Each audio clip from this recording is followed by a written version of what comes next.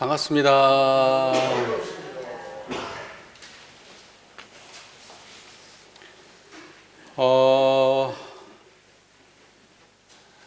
오늘은 정산종사법어 세전 중에서 유교의 도에 대해서 공부를 해보려고 합니다. 요즘 저희들 그 세전 공부하고 있는데, 세전 공부 재미있으신가요?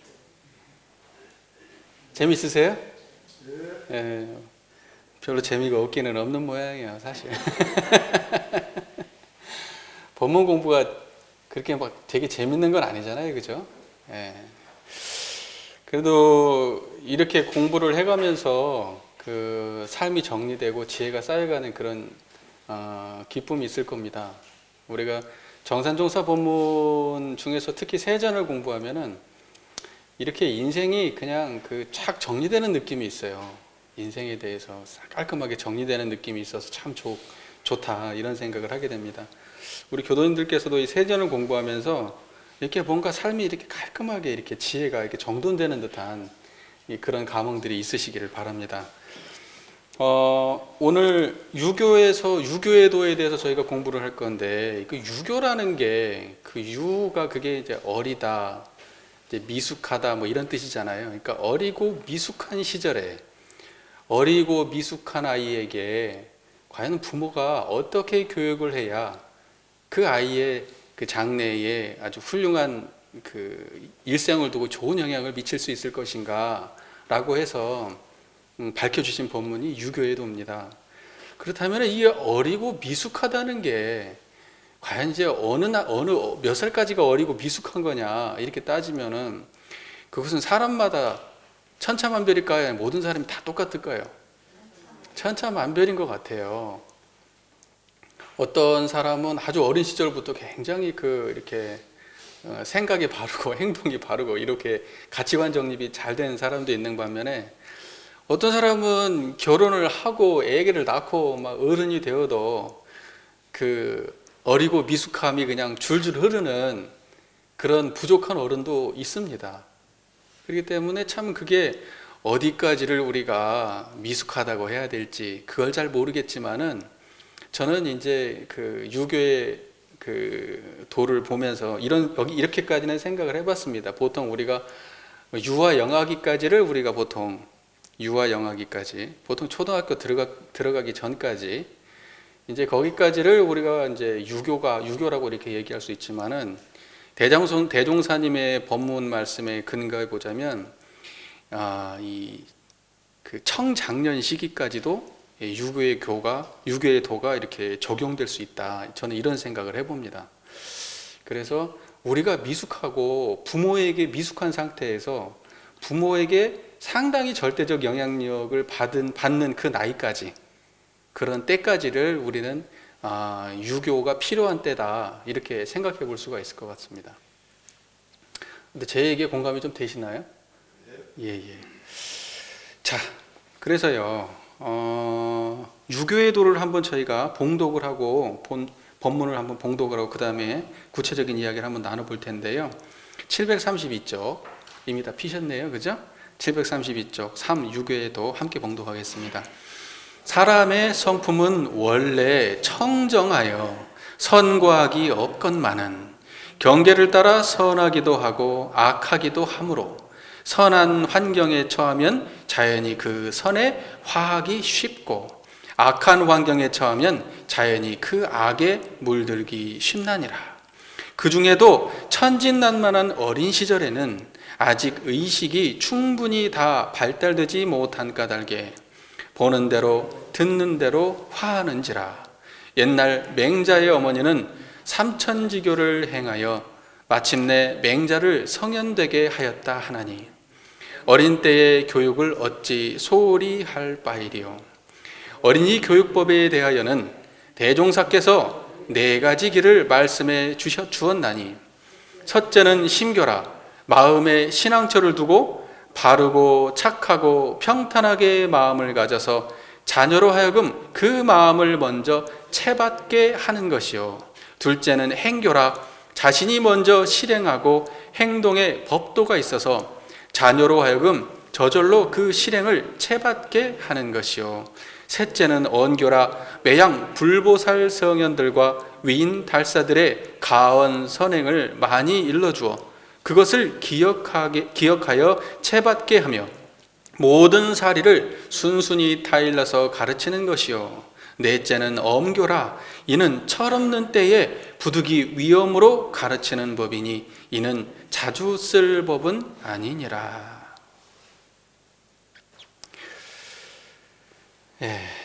처음에 이렇게 시작을 합니다. 문장이 사람의 성품은 원래 청정하여 선과 악이 없건만은. 사람의 성품은 원래 청정하여 선과 악이 없건만은. 이렇게 딱 시작을 합니다. 그냥 처음 딱 시작을 하는데 갑자기 성리법문을 바로 하시잖아요. 그죠? 유교의 도를 들으면 우리가 그냥 이름만 딱 들으면은 그냥 애 잘 가르치라는 얘기인가 보다 이렇게 생각이 들지만 처음부터 근원을 밝히십니다. 이게 성리죠. 사람의 성품은 원래 청정하여 선악이 없다는 거예요. 선악이 없다. 자, 이 말씀을 조금 나눠보죠. 우리 교도님들 이 얘기 듣는 순간 바로 아시잖아요. 그죠? 하지만은 우리가 영상을 촬영하고 있고 누군가는 또 모르시는 분이 볼 수 있기 때문에 다 아시는 얘기를 또 반복적으로 하겠습니다. 이 말씀은 우리가 교리적 맥락에서 보자면 이 말씀하고 같은 거예요.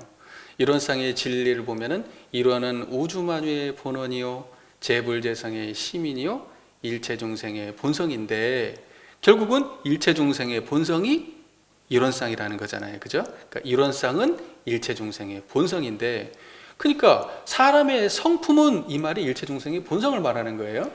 사람의 성품은 본래의 성품은 그것은 일체중생의 본래의 성품이란 말하고 같은 말이에요. 그러니까 사람의 성품은 일체중생의 본성은 원래 청정하다. 이 말은 이론상자리다. 이거하고 같은 맥락의 말씀이에요. 이해가 잘 되시나요? 예, 교리적으로 보면 그렇습니다. 그래서 우리의 성품의 본연 청정한 이론상이라는 사실을 먼저 자각해야 된다. 예, 시작부터 이렇게 밝혀주십니다. 하지만은 좀 뒤하고 원래 청정한 성품이 그러면 어떤 것이 본래 청정한 것이냐? 일체중생이 그동안에 살아온 삶 속에서 얼마나 삶에서 거기에 덕지덕지 삶이 묻어 있겠어요. 그죠? 그렇게까지 두껍게 수십 년을 살았는데도 성품은 어때요? 청정한 거예요. 본래 성품은 청정한 거예요. 마치 그것이 뭐냐면요. 우리가 천년, 만년, 억만년이 묵은 동굴 속에 사람이 탁 들어가 있는데요. 그 동굴이 굉장히 오랫동안 묵었잖아요. 그러면 그것이 밝아지는데도 천년, 만년, 억만년이 걸릴까요? 아니면 불을 탁 켜는 순간에 한 번에 밝아지나요? 한 번에 밝아지잖아요. 그런 거하고 똑같은 거예요. 우리 일체중생의 본성이라고 하는 거, 여기서 말하는 사람의 성품이 원래 청정한 선악이 없는 그 자리는 밝히는데 시간이 걸리지 않아요. 있는 그대로 한 번에 훅 드러납니다.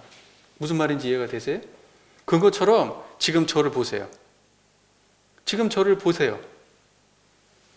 잡념 없으시죠? 여러분들이 삶 속에서요, 수도 없는 삶을 살아오셨어요.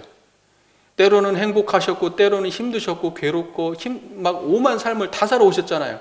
수많은 경험들을 하셨어요. 놀러도 많이 다니셨고, 험한 꼴도 많이 보셨고. 그렇잖아요. 걱정도 많으시고. 그런데도요, 지금 제 얘기를 듣고 있는 이 순간에 망념이 뚝 떨어지면 어때요? 한 번에 청정한 거예요. 제 말 맞아요, 틀려요? 그런 거예요. 그러니까 이렇게 딱 확인이 되는 걸 보면 본래 청정한 거구나. 이렇게 알아야죠. 시간이 아무리 중생이 오랫동안 거기에 덕지덕지 수도 없는 업력이 쌓여서도 본성은 이렇게 한마음 툭 밝히는 순간에 드러나는 거예요. 그 말 이해되세요? 이게 사람의 성품은 원래 청정한 거예요. 원래 청정한 거예요. 그리고 이렇게 한번 드러나면요, 모든 것이 여기를 떠나지 않고 여기에서 드러나게 돼요.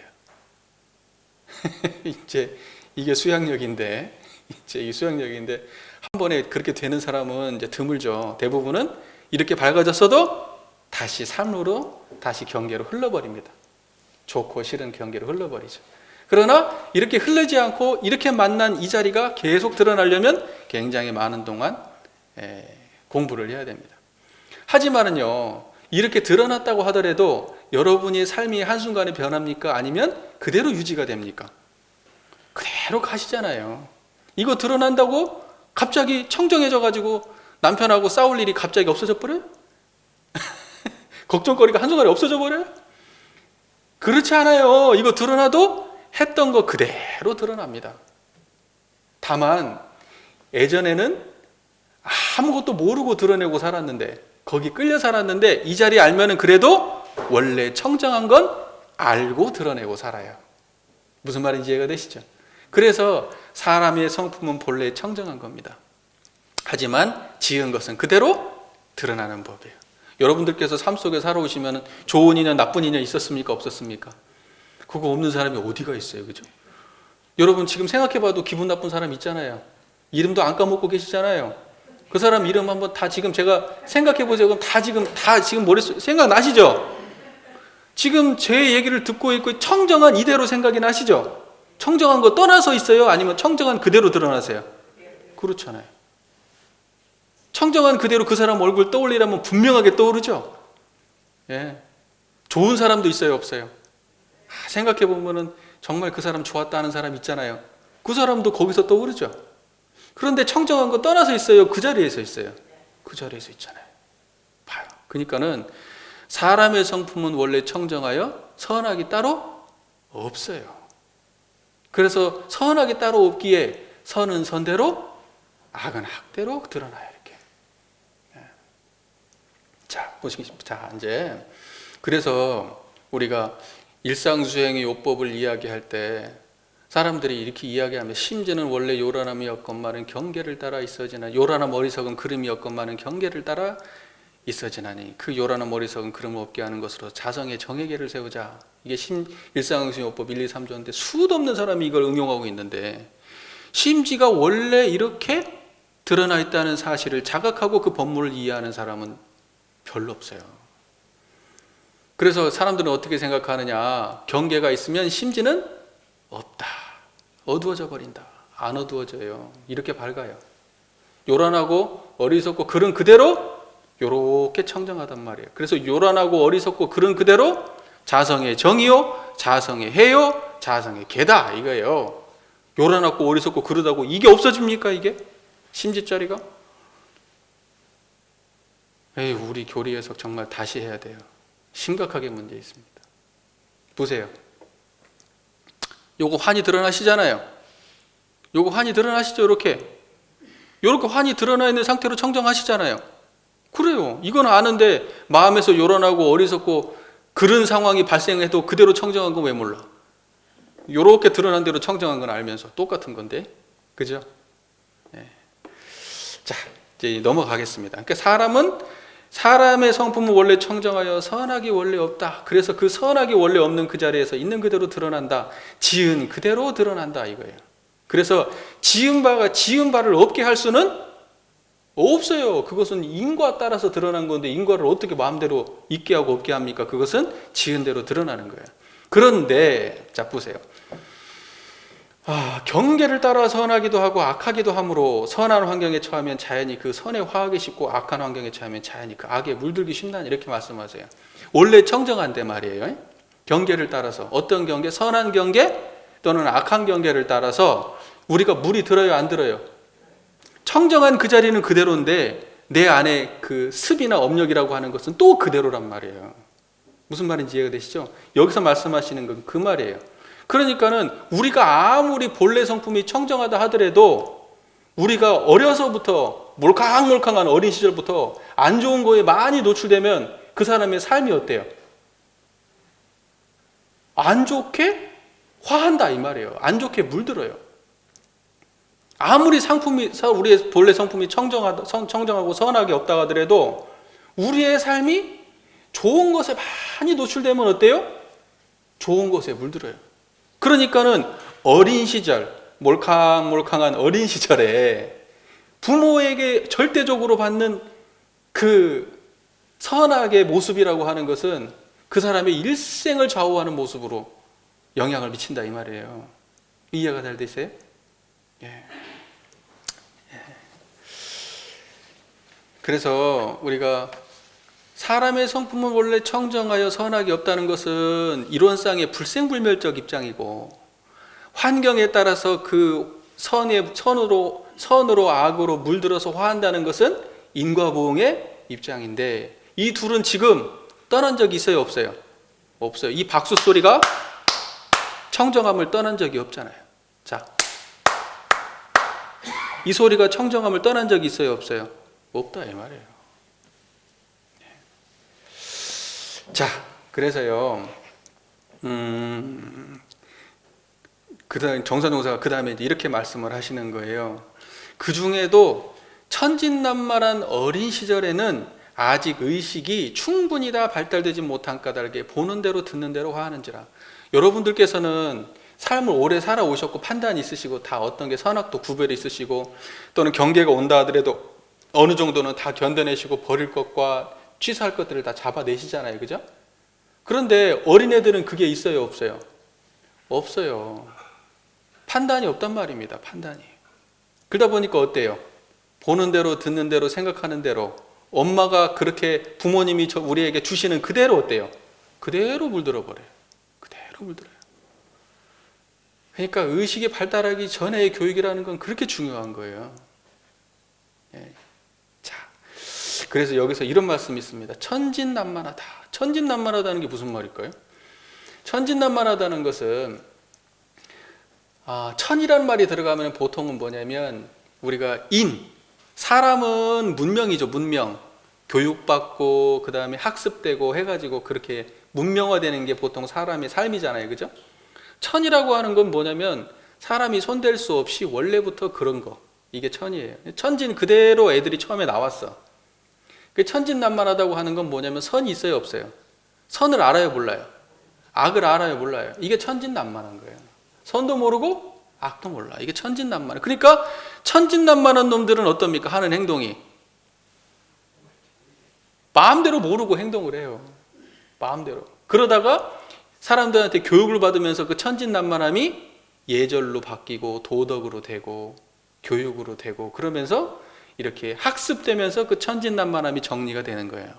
무슨 말인지 이해가 되세요? 그러니까 천진난만한 어린 시절에는 아직 생각이나 판단이 제대로 성립이 안 돼 있어요. 천진난만. 그 천진난만하다는 건 좋다는 의미도 아니고 안 좋다는 의미도 아니에요. 그냥 그런 거예요. 천진난만한 거예요. 그래서 예절은 저놈은 아주 그 성격이 바르구나, 아주 그냥 예절이 바르구나. 그 예절 교육 잘 받은 건 천진이 아니에요. 그것은 문명이에요, 문명. 그 다음에 저는 선도 구별하고 악도 구별한다. 이건 천진이 아니에요. 배운 거예요. 문명이에요, 문명. 인위적으로 다. 교육받아가지고 전부 다 사람들이 그렇게 형성되고 완성되어 가는 거예요. 우리 도덕교육이라는 것도 다 그런 거예요. 다 그런 겁니다. 자, 보세요. 그래서요, 사람은 태어나서 자라는 가운데 보고 듣고 배우고 해서 인격이 형성되는 겁니다. 그러니까는 어린 시절에 가치 판단 없을 때에는 부모의 절대적 영향을 받는 거예요. 그래서 유교의 도를 말씀하십니다. 정산종사께서. 자,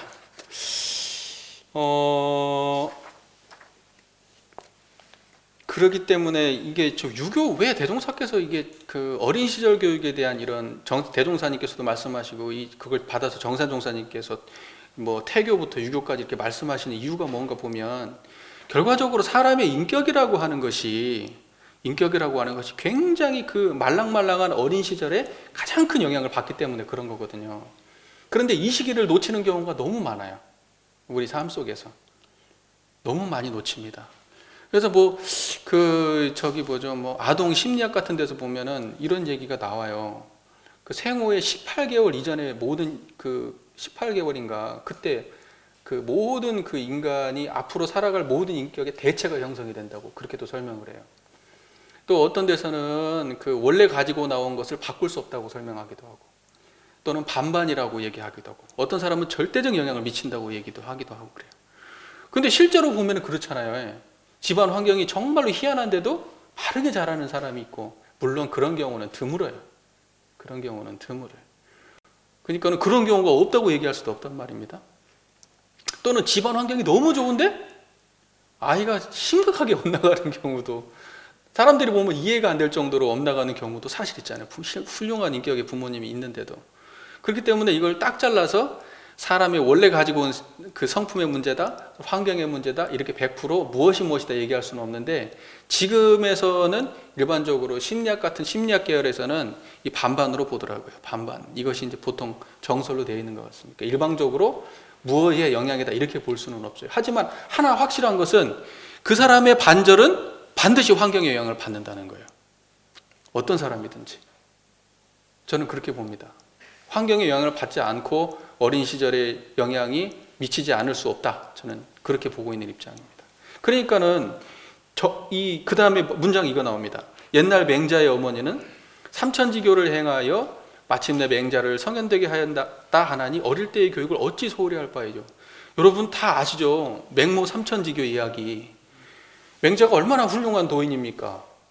예, 사상가죠. 어마어마한 사상가죠. 그 맹자의 어머니가 처음에 맹자를 어디서 키웠다는 거예요? 저 공동묘지 있는 데서 키웠다는 거 아니에요, 처음에. 근데 그 공동묘지에서 애를 키우다 보니까 애가 뭔 짓을 자꾸 따라해요? 장사 지내는 걸 따라해. 애들 소꿉놀이하고 놀 거 아니에요. 그럼 막 역할 분담하고 그러는데 막 장사 지내는 역할 분담하고 놀고 그러는 거예요. 그러니까 엄마가 얘가 이러다가는 커가지고도 맨날 요 정도 수준밖에 안 되는 거 아닌가? 근데 엄마가 포부가 있었던 모양이지. 자식을 어떻게 키워야 되겠다. 그랬던지 이사를 합니다. 삼천이라는 말 3번 옮겼다는 얘기죠. 옮길 천지 아니 3번 옮겼다는. 그 다음에 이사를 하는데 어디로 이사를 했느냐? 시장으로 이사를 했어요. 시장으로 이사를 해서 보니까 애가 뭘 따라해요? 장사하는 거 보고 따라하는 거예요. 골라 하는 거지 이제 애가. 근데 거기 가서도 그걸 따라하는 걸 보고 난 다음에 이제 어떤 생각을 했겠어요? 서당으로 옮깁니다. 서당 옆으로. 서당 옆으로 옮기니까 애가 뭘 따라해요? 공부를 따라하더라. 그러니까 맹자가 기질이 이제 기본적으로 뭐 아주 역량이 있는 그렇게 타고난 거겠지만은, 그래도 부모님이 그렇게 하지 않았으면은 어떻게 됐을지 누가 장담합니까? 맞죠?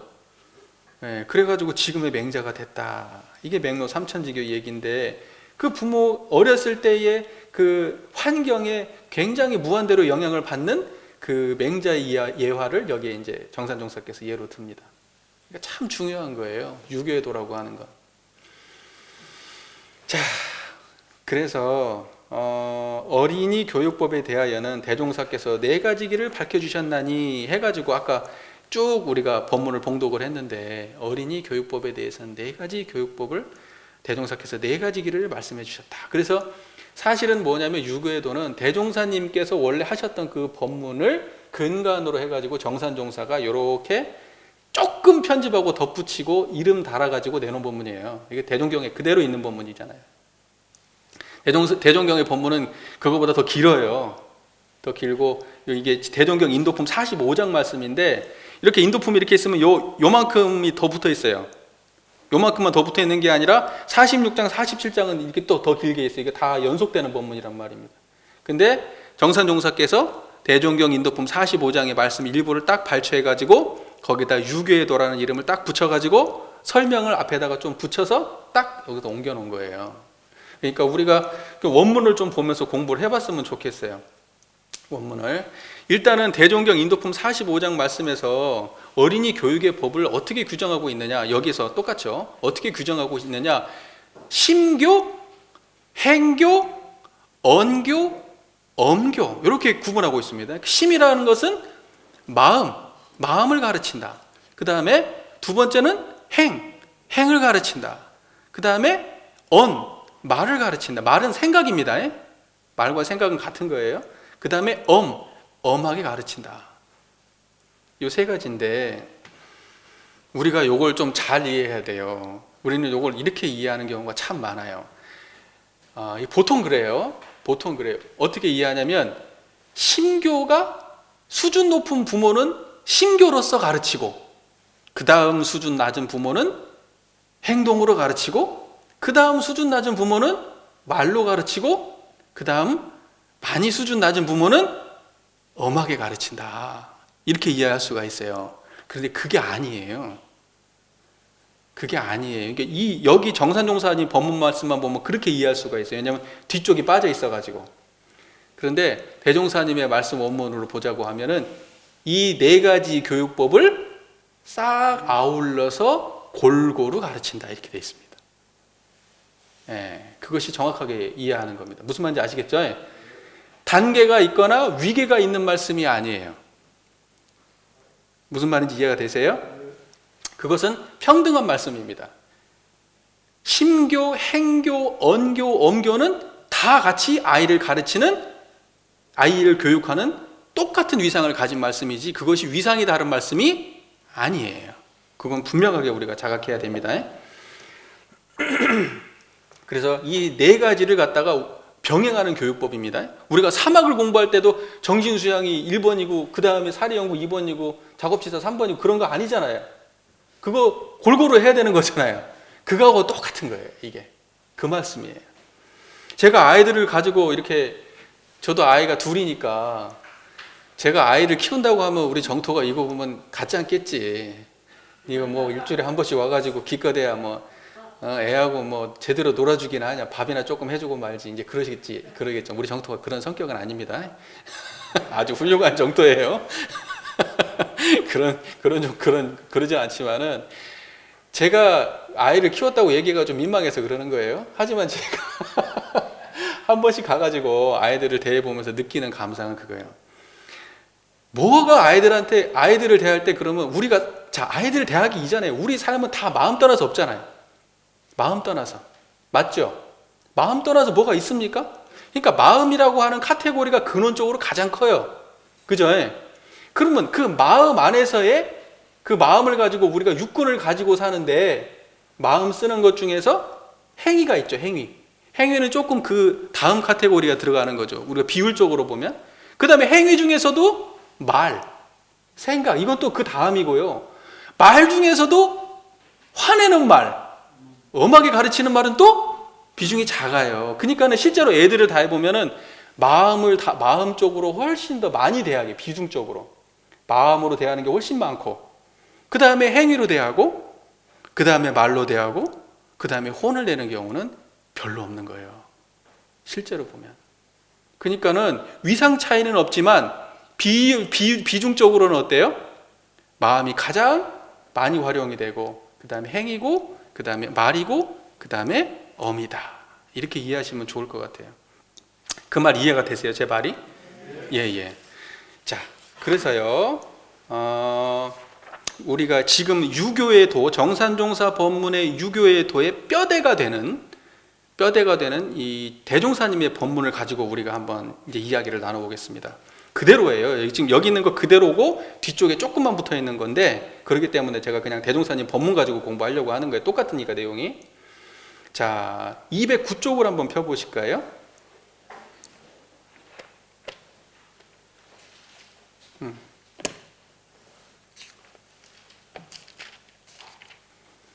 209쪽을 피셨습니까?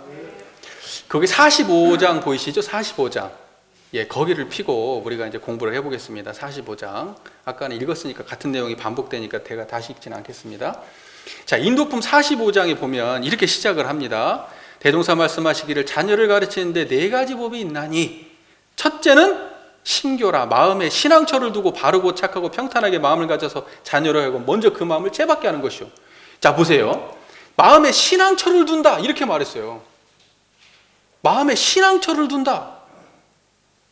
이 신앙처가 뭐예요 도대체? 마음의 신앙처가. 저 보세요. 그 청정한 그 자리 있죠? 거기가 신앙처예요. 여러분들 아세요? 거기가 청정 법신불 자리 아니에요. 그러니까 거기가 신앙처예요. 거기 말고 신앙처가 따로 없어요. 여러분들이 우리가 신앙처 그러면 이렇게 생각할 수 있어요. 이교당? 아니면 저교당? 아니면 교회? 아니면 절? 마음에 신앙처를 둔다니까 내가 어느 절에 다닌다 이런 뜻이 아니에요. 무슨 말인지 이해가 되세요? 그런 의미가 아닙니다. 그러면 뭐 어디 영험하다는 절에 가야지 내가 잘 될까? 신앙처를 둔다니까? 그런 말 아니에요. 어디가 신앙처냐? 우리가 마음에 믿고 의지하는 그곳이 신앙처인데, 그곳이 어디냐? 우리가 힘들 때, 괴로울 때, 슬플 때, 걱정될 때, 일이 안 풀릴 때, 미울 때, 괴로울 때, 어디에다가 여러분을 의지를 하십니까? 어디에? 그걸로부터 자유로운 부처님의 자리에 의지하지 않으세요? 그거에 물들지 않는 원래 청정한 그 자리에 의지하지 않으세요? 무슨 말인지 이해가 되세요? 거기가 신앙처예요. 거기가 다른 신앙처가 없어요. 지금 저하고 이야기하고 있는 이 중간에 환히 드러나 있는 거기가 신앙처예요. 다른 데가 어디가 신앙처가 따로 있어요? 그러니까 이렇게 말씀하시는 거예요. 마음에 심교라는 것은 신앙처를 먼저 마음에 신앙처를 둬야 돼. 이 신앙처를 모르면 심교할 수 있어요, 없어요? 전제가 성립이 안 돼요. 그러니까 이론상 모르면 이것도 심교도 못해. 이론상을 모르면 심교 못해요, 여러분들. 여기 계신 분들 다 아시죠? 대답 시원찮다. 물어보면 항상 자신감이 없어져. 아니 맞다니까요. 지금 제 얘기 듣는 그 자리예요. 거기 지금 환히 알아듣고 있는 거 청정한 거기에요. 거기가 신앙처예요. 여러분들 다 아세요. 믿음이 없어요. 믿음이 맞다니까. 우리가 막 번뜩번뜩하고 뭔가 막 대단한 거 있고 막 이런 거 생각하면 그거 다 망상이에요. 그것도 거기 어디서 일어나는데? 그것보다 더 근본되는데 거기에 청정한데. 무슨 말인지 아시겠죠? 거기가 신앙처입니다. 그래서 그곳이 부처님이 계신, 그것이 거기 비로자나 부처님이 계신 청정 그곳이에요. 청정한 자리예요. 그리고 그곳이 뭐가 계시냐? 관세음보살 모든 천수천왕 관세 모든 사람들의 이야기를 들으시고 고통을 들으시고 다 손 내밀어 도와주시는 그 자리가 그 자리요. 천수천왕 관세. 여러분들 돌아가시면 지옥 가면 누가 구제해 줄 겁니까? 청정한 이 자리가 구제해 주죠? 그 자리가 지장보살 자리요, 그 자리가. 그럴싸하잖아요, 그죠? 그래서 그 자리 떠나서 부처도 없고 보살도 없어요. 아미타불이 어디 계십니까? 거기 계시잖아요. 그 자성극락 자리에 거기 아미타불이 있는 자리 아니에요. 그러니까 우리의 신앙처는 명백한 거예요. 우리의 신앙처는 어디 장소에 있는 게 아니에요. 우리가 마음 쓰는 곳, 행위하는 곳, 말하는 곳 어디든지 거기가 신앙처가 있어요. 거기가. 이 사실을 잊어버리면 안 됩니다. 예. 자, 그러면 이 마음에 청정한 이 마음에 신앙처를 두고 바르고 착하고 평탄해서 자녀로 하여금 그 마음을 채받게 하는 것, 이거 신교다 이렇게 말씀하세요. 자, 그러니까 우리가 이거 잘 알아야 돼요. 신교라는 거에 대해서 오해를 하면, 야, 우리가 우리 자녀를 갖다가 공부 잘하게 만들기 위해서 우리 자녀를 교육시켜야 되는데 내가 짜증 안 내고 내가 욕심 많이 안 부리고 내가 우리 자녀를 공부를 잘하게 만들어야겠다. 그게 심교야. 아니, 그게 아니야. 심교라고 하는 것은 뭐냐면요, 그 원래 청정한 그 자리를 부모가 가진 원래 청정한 그 자리를 자녀가 채받게 하는 거예요. 무슨 말인지 이해가 되세요? 심교라고 하는 것은 부모가 가진 신앙처 그 자리를 자녀에게 이렇게 심적으로 물려주는, 이게 심교라는 거예요. 근데 우리가 이게 새 속에 물들어가지고 이 이야기를 딱 보자마자 어떤 생각이 드냐면, 이걸 응용해가지고 내가 우리 자녀를 공부 잘하게 만들어야겠다. 내가 심교를 해가지고 우리 자녀를 갖다가 기능이 뛰어난 아이로 만들어야 되겠다. 그거 아니에요. 그건 아예 전혀 잘못 이해한 거예요. 무슨 말인지 이해되시죠? 대종사께서 말씀하신 심교는 마음으로 마음자리를 교육한다, 이런 뜻이에요. 그러니까 여기에서 유교의 도는 전체적으로 뭔 말씀이냐? 인성교육을 말하는 거예요. 인성교육. 이걸 도구적으로 활용해가지고 자식을 공부 잘하게 만들자, 이 얘기가 아니야. 한마디도 안 나와, 그런 얘기는. 한마디도. 뭐라고 표현을 하세요, 여기에? 여기 심교는 자녀로 하여금 그 마음을 채받게 하는 것. 그러니까 부모의 바르고 착하고 평탄한 그 마음을 자녀가 채받게 하는 것. 이걸 심교라고 하는 거예요. 그러니까 나는 진짜 이거 어린이집에다 이런 거 붙여놓고, 이건 사실 부모한테 알려줘야 되는데 어린이집에다 붙여놓으면 뭐 할 거예요, 그걸. 학교에다 붙여놓으면 뭐 할 거고. 부모가 이걸 알아서 부모가 자기가 그 마음을 썼을 때 그게 신교라고 하는 거예요. 무슨 말인지 이해가 되시죠? 그러니까 결국은 말이 교지, 유교에 도라고 말이 유교라고 교라고 하지만 결국은 자기 마음 공부예요. 자기 마음 공부. 부모 마음 공부예요. 이게 핵심이에요. 이거 잘못 이해하시면 안 돼. 제가 어떤 의미로 이거 구분해서 말씀하시는지 이해되시죠? 부모의 청정한 그 자리를, 바르고 착하고 평탄한 그 자리를 자녀에게 그대로 채받게 하는 그 교육을 신교라고 한다. 이렇게 이해하셔야 돼요. 그 다음에 둘째는 행교라. 자신이 먼저 실행하고 행동의 법도가 있어서 자녀로 하여금 저절로 그 실행을 채받게 하는 거예요. 그러니까 행으라고 하는 것은 뭐냐면, 내가 공부를 열심히 해가지고 우리 자녀고 차받아가지고 우리 자녀도 내가 얘네 말로는 안 되니까 내가 공부하는 모습을 보여줘야 우리 아들이 공부할 거야. 이런 뜻이 아니고, 그건 따라오겠지. 그런 뜻이 아니에요. 그런 뜻이 아니에요. 행교라고 하는 것은 부모의 행이 자녀의 행이 되도록 하는 것. 부모의 올바른 행동이 자녀의 행으로 채받게 되게 하는 것. 그것을 갖다가 행교라고 하는 거예요. 그러니까 뭐냐면, 나의 행을 자녀의 행이 되게 한다. 이게 행교예요. 무슨 말인지 아시겠어요? 내가 행으로서 자녀를 가르친다가 아니에요. 나의 행을 자녀가 본받게 한다. 이게 행교예요. 많은 부모들이 그렇게 안 하죠. 생각은 얼마나 잘하겠어요. 내가 우리 아이를 어떻게 키우리라. 그런데 그 부모가 그렇지 않으면 자녀가 그렇게 될 수는 없는 거예요. 야, 나는 이렇지만 너는 그렇게 안 해야지, 놈아. 나는 니네 아빠 만나서 이렇게 고생했는데 너까지 이런 놈을 만나가지고 이러면 되겠니? 근데 근다고 돼요? 자기 했던 짓 똑같이 합니다. 딸내미가. 자기 아빠가 했던 짓 똑같이 해요. 아들내미가. 그러니까 결국 행교라는 것도 가르치는 부모의 행을 바르게 하는 것이 근본이에요. 그게 안 되면 행교는 안 되는 거예요. 그냥. 그 말 이해되세요? 예. 그래서 딱 이렇게 말씀하면 채받게 한다는 말씀이 다 들어있는 거예요. 신교, 행교, 언교마다 뒤에 채받게 한다고 써있는 거예요. 채받게 한다. 무슨 말인지 이해가 되시죠? 예. 그래서 제가 지난번에도 그런 말씀 한번 드린 적이 있잖아요. 부모 보훈의 결과에 대해 사람의 자손은 선악간에 그 부모의 행하는 것을 본받아 행하는 것이 피할 수 없는 이치다. 그러면서 태교외도를 설명할 때 제가 이 말씀 드린 적이 있잖아요. 절대로 부모의 행을 벗어날 수가 없습니다. 굉장한 영향을 받게 돼요. 행교는 자신의 행을 자신한테 자기 자식한테 채받게 하는 일. 자, 이렇게 정리하시면 될 것 같습니다.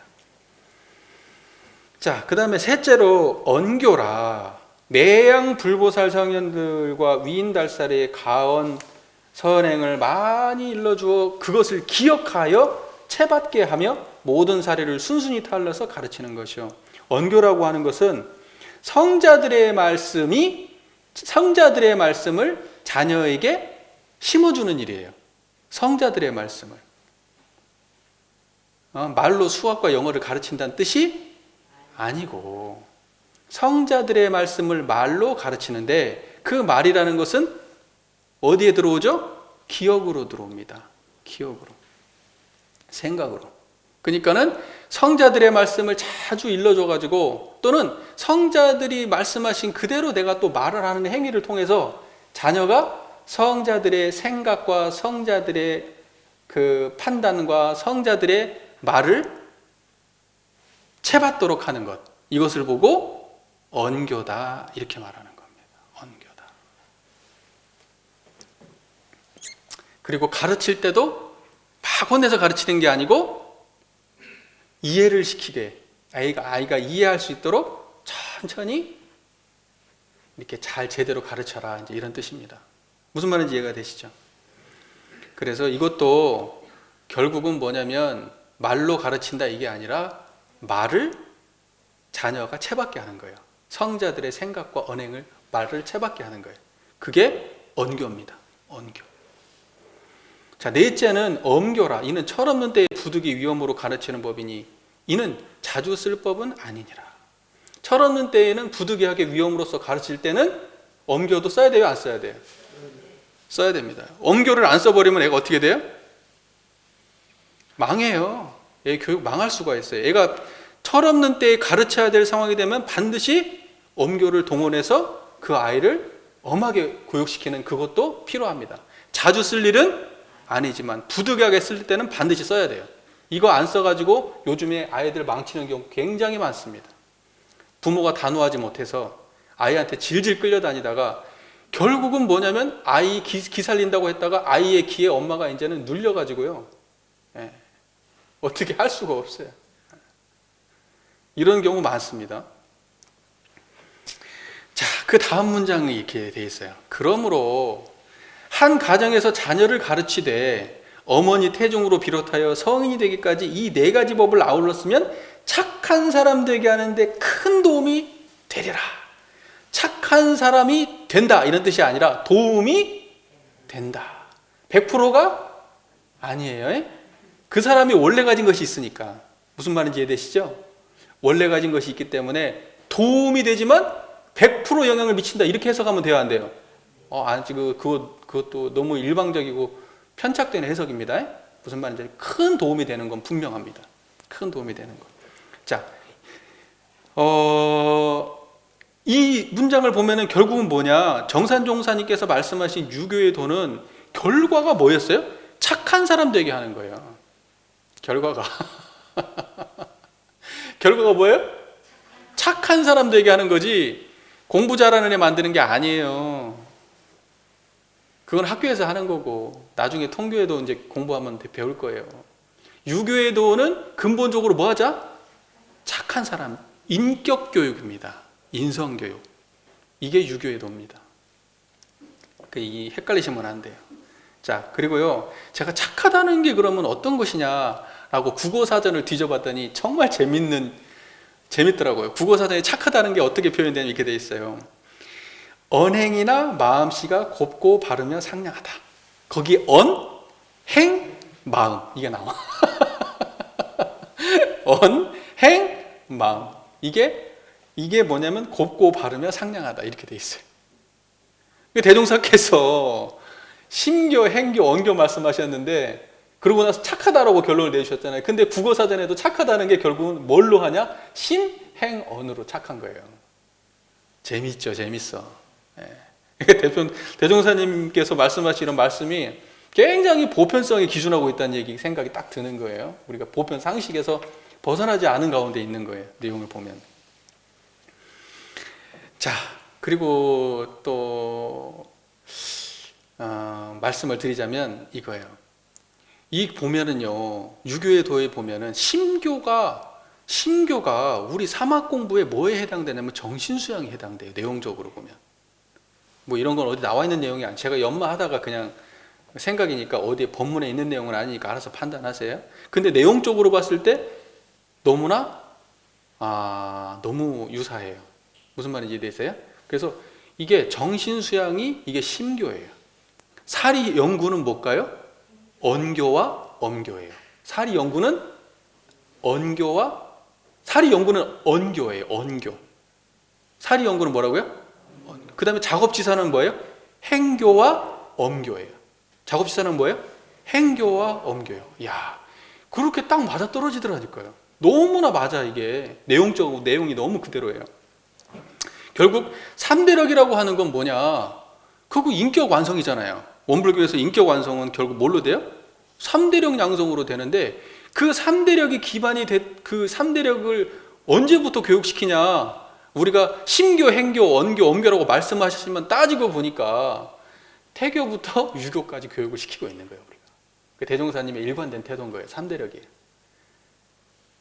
말만 조금 바뀌었지 그게 그대로인 것 같아요. 어떠십니까? 동의가 되십니까? 그렇죠. 예. 자, 그래서요. 자, 이제 좀 정리를 좀 해볼게요. 정리를 좀 하겠습니다. 우리가 이 유교의 도를 통해 정산종사님의 유교의 도는 결국 대종사님께서 말씀하신 인도품 45장의 말씀에 근거해서 이 탄생한 본문이다라는 거고요. 그 내용을 보자고 하면은 결국은 뭐냐면 심교, 행교, 언교, 엄교가 있는데 심교, 행교, 언교, 엄교는 전부 다 아우르는 교육이지 그 수준의 격차에 따른 교육이 아니라는 것이고, 그 다음에 이것은 도덕 교육이지 무슨 물질 문명을 주입하기 위한 방법론이 아니라는 거예요. 그대로 부모의 마음을 자식한테 그대로 채받게 하기 위한 인성교육이라는 거예요. 인성교육의 핵심이라는 거예요. 그 다음에 이것은 조금 더 들어가 보니까 사막공부라는 거예요. 사막공부. 어때요? 이 정도 되면 전체적으로 좀 이 본문에 대한 그 이해가 좀 생기시는가요? 예. 그러면 이제 된 것 같습니다.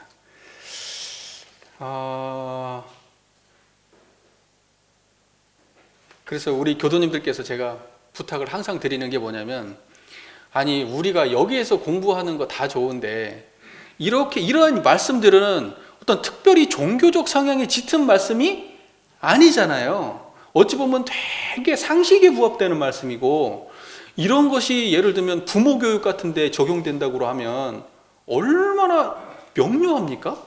인성교육에? 지금 우리가 살고 있는 사회는 인성교육이라는 게 일체 없어요. 없다고 봐야, 전무하다고 봐야 돼, 인성교육이. 그러니까 계속 그냥 뭐 물질 문명에 대한 교육, 그냥 머릿속에 그냥 지식만 많이 쌓고 지식의 우열로만 사람의 그냥 그게 모든 게 평가되는 그런 세상에 우리가 살고 있습니다. 그런데 이러한 근본적 인성교육의 문제가 우리 사회에 상식이 된다고 하면은 얼마나 우리 세상이 좋아지겠습니까? 그러니까 이 참난 대종사님의 이런 그 가르침들을 보면은 특수한 가르침이 아니에요. 어떠한 특정한 종교에만 국한되는 가르침이 아니에요. 이것은 정말 우리 사회에 보편적으로 활용되고 인식되어야 할 보편 상식적 가르침이라는 생각이 들어요. 그러니까 이런 게 교육에 적용되면 너무 좋겠어요. 근데 우리 교세가 너무 미약해가지고, 또는 우리 교도님 자체가 이 본문에 대해서 제대로 이해를 잘 못하시고, 또 안다 하더라도 적용할 생각조차 안 해보시고, 이제 여기 계신 분들은 이제 아이를 교육시킬 일이 없으시겠지만 최소한 주변에 자녀와 손자는 있으실 거 아닙니까? 그러면 이 본문을 알려주세요. 알려주십시오. 내가 알려주기 뭐하면 유튜브에 그거 있다 그러고 좀 보여라도 좀 주세요.